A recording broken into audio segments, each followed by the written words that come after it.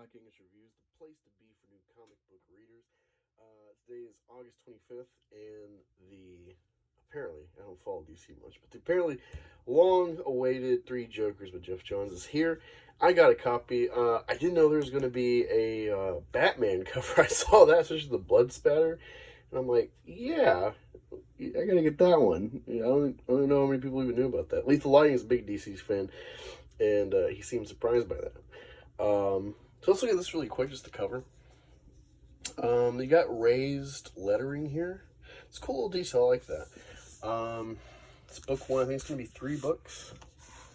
And on the back, you got this raised card. One thing I noticed is the cover doesn't actually cover on the back of the pages. Minor complaint. DC Black Label fixed this. And what's cool with that card indent is you get this card, Batman Joker card. That's pretty cool, actually. Little add-on, little whatnot. But yeah, let's dig into this, all right? So, we start with the Batmobile is coming home, and he fucking knocks out Thomas Wayne's gravestone, which I'm just like, fuck. And looking back over this, it's like, huh, you know, like, that's kind of a metaphor. Like, the foundation of Batman is crumbling, you know. That's how I'm taking it, having digested the whole story now, looking back at this. You go through the cave, and you see some iconic suits and souvenirs of crime that he's busted one of, different villains like the Joker, the Penny, and all that. And he gets the suit removed. Alfred's helping him repair, and it's kind of this cool montage that reminds me of the House of X, Powers of X by Hickman, where it's taking into account all these different iterations of the character. So you got Nightfall, where Bane breaks his back. I don't know all these stories, but it looks like 90s Catwoman. He's reminiscing on all these scars he's got. I think it's to the point where it's like so many are exclusively from the Joker. And what's interesting about this is that it cuts to his parents after, the iconic Sig Mask of Zorro, and his parents are gunned down by either an unknown assailant or, in this case, Joe Chill. And then we cut to Barbara, Batgirl. She's running at top speed. And she's reminiscing about the Killing Joke story, where it's kind of implied she's raped, and it's photographed for Gordon to kind of break him.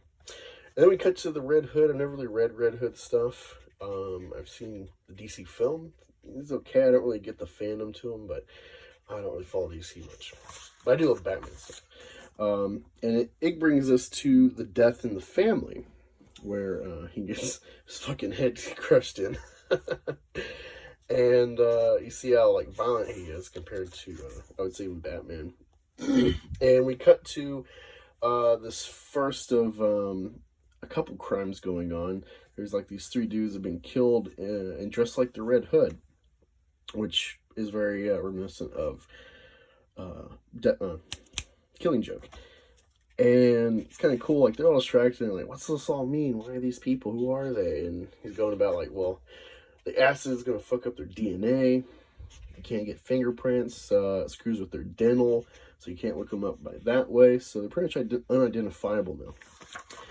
Batman, with his detective work, figures out that, well, we're focusing on this, but this is a distraction. There's a stolen truck of chemicals gone. And so it ends up one of the 3 is actually alive, but so crazy, so they got to rush him to the ER.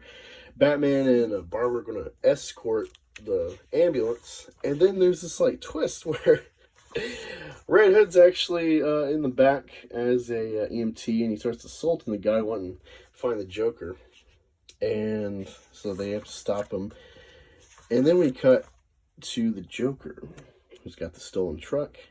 He's leaking chemicals, and he comes in, and lo and behold, there's 2 Jokers. There's the Hawaiian shirt Killing Joke Joker, other Joker for at the moment. I kind of get the other 2 blurred.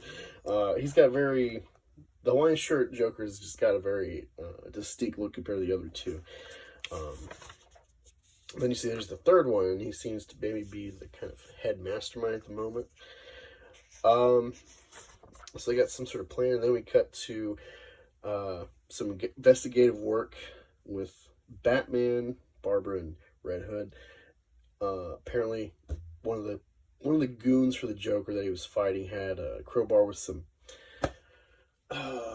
sort of like seawater, which it seemed weird that would be a detail he'd pick up on, but he figures out probably at the aquarium. And you got this cool little sequence here.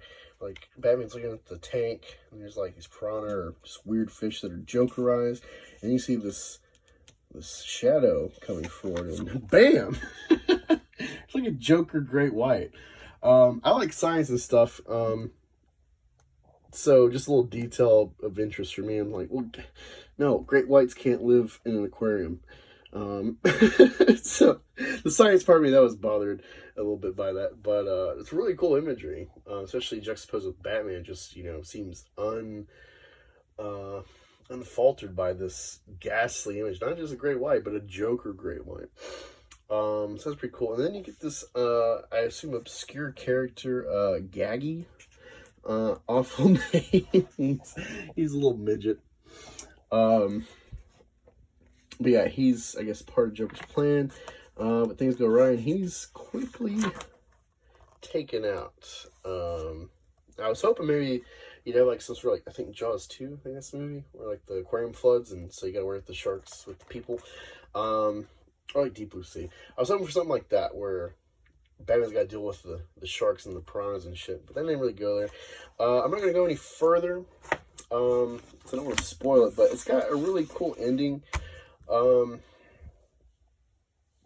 that the traumas that you see of each character of Batman, Hood, and Batgirl with Joker, seems like each issue is going to have them come face to face with it. So I expect issue 2 to deal with Barbara, as her story arc kind of being mostly completed, her facing her trauma with the Joker. Interesting. I like this as kind of an Elseworld. It's a Black Label. I like how it's taking into account these different iterations of Batman as all one continuity.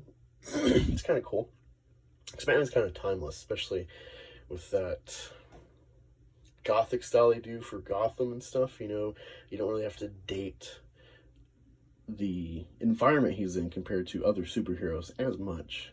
There are things that you'll see in comics with Batman that are pertinent to the time they're written, that might be old in 5, 10, 20 years, but overall Batman's got a good longevity, and this is a testament to that. Definitely worth reading. I don't know if $6.99 is worth it to you, the reader, but yeah, I don't know. Maybe wait for a hardcover or a trade paperback for all 3 issues. You probably pay $15 or $20. Save a few bucks in the long run, but honestly, this is interesting. I'll have to check out when the next issue comes out. Artwork's fantastic. Jason Fabok and the colorists, they did really great stuff. They utilized a lot of shadow and dark inking and whatnot, like Batman needs, especially with his detective work and whatnot. Good stuff. Good first issue for this miniseries. I'd say 8 out of 10. Definitely intrigued to see more what's coming. Have you read Batman 3 Jokers? If so, what did you think? What are you anticipating? Let's talk in the comments below. I'll try to make a pin post for spoiler commentary and speculation, so we don't ruin it for other people. But yeah, let me know what you thought, and talk to y'all later.